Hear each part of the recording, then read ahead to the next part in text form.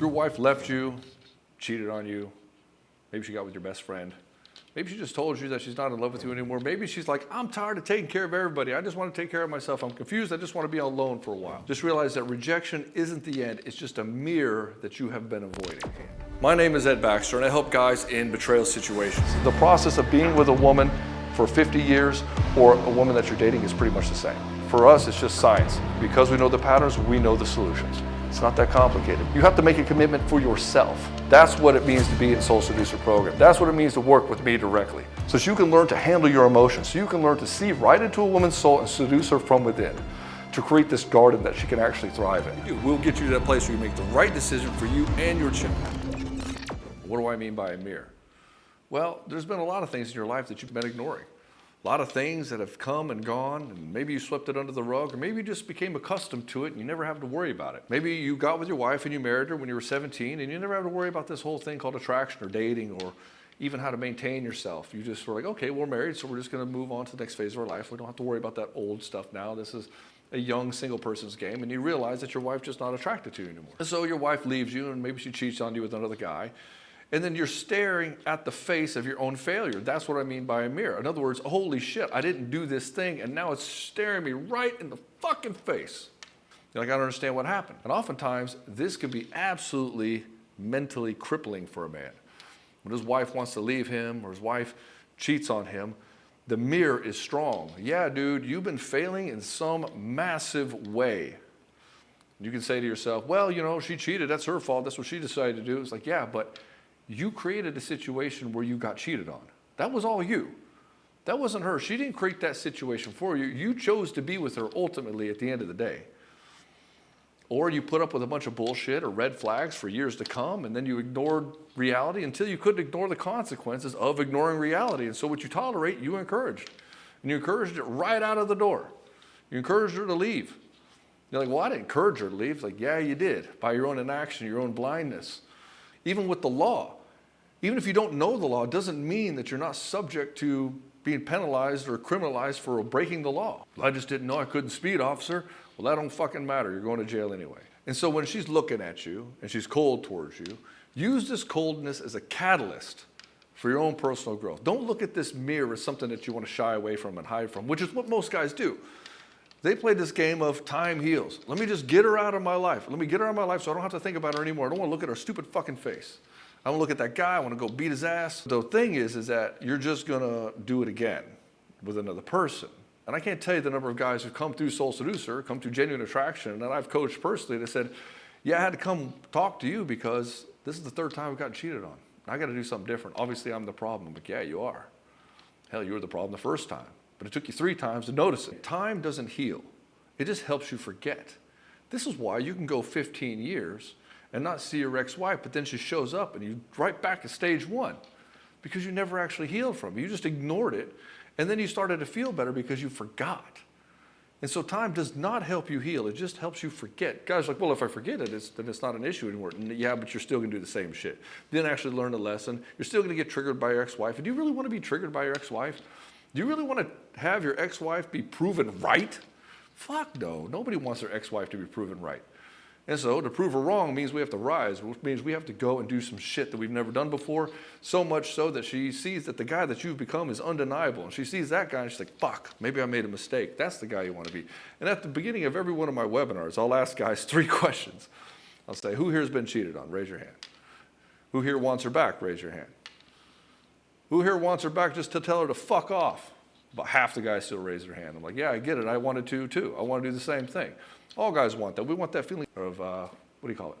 Vindication. So stop negotiating in your mind with rejection. Just embrace it. Embrace that suck. Embrace that feeling. See, guys are not very accustomed to wanting to feel their emotions. They don't like them. We try to push off our emotions all the time. I mean, the only ones we really allow is like happiness and laughter, maybe some anger. And then we don't choose it, but we're riddled with it, which is called anxiety. We're not allowed to like feel. We're not allowed to be sad. We're not allowed to cry. Society tells us not to. Other men will shame you for it. Don't be a pussy. Don't be a sissy. And so this ends up happening where we just learn to not want to deal with our emotions. We feel very uncomfortable with them. Our wife will have emotions and we'll feel uncomfortable because our wife's having an emotion. We're like, we don't know what to do with this. This feels weird. Let's just fix it really fast. Or we'll try to hide from it. We'll try not to feel it at all. And so this is why most guys, when they go into a situation like this, they don't actually deal with their situation. They just try to get on top of another woman, which for some guys helps temporarily. Some guys who realize that's not the case.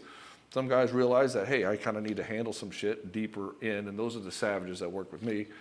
And so the next thing is like, just embrace it. Embrace the suck.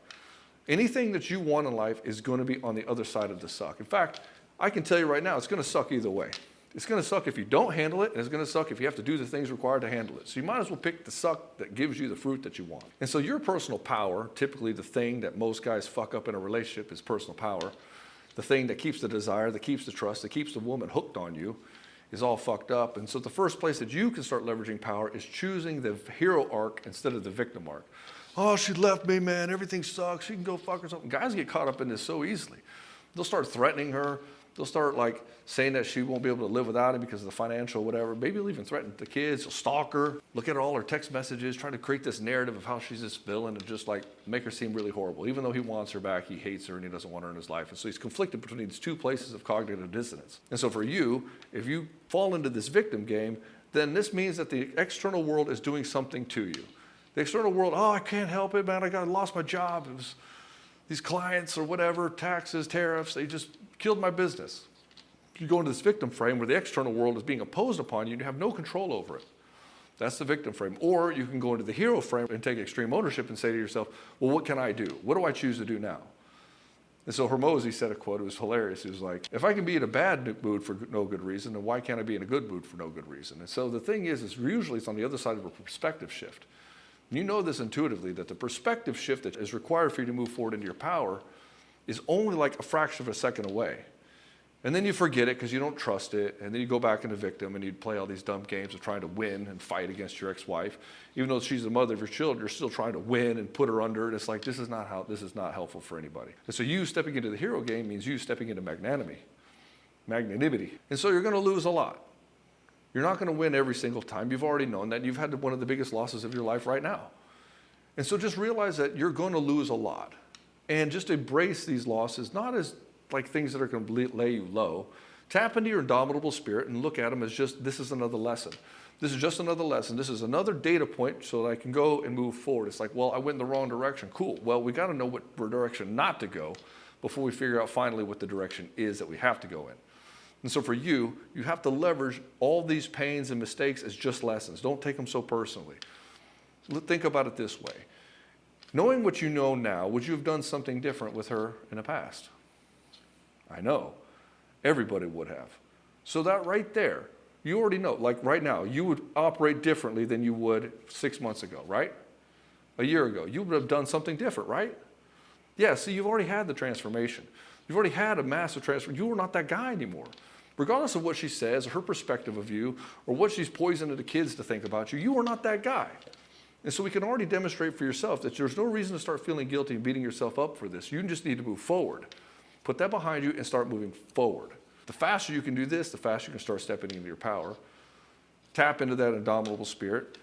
Drop the victim game, step into the heroism, and just face and embrace the suck as fast as possible. The guys who are able to do this go super fast. The guys who are able to do this win not only in relationships, but in every aspect and area of their life, because they're willing to do this in every aspect and every area of their life.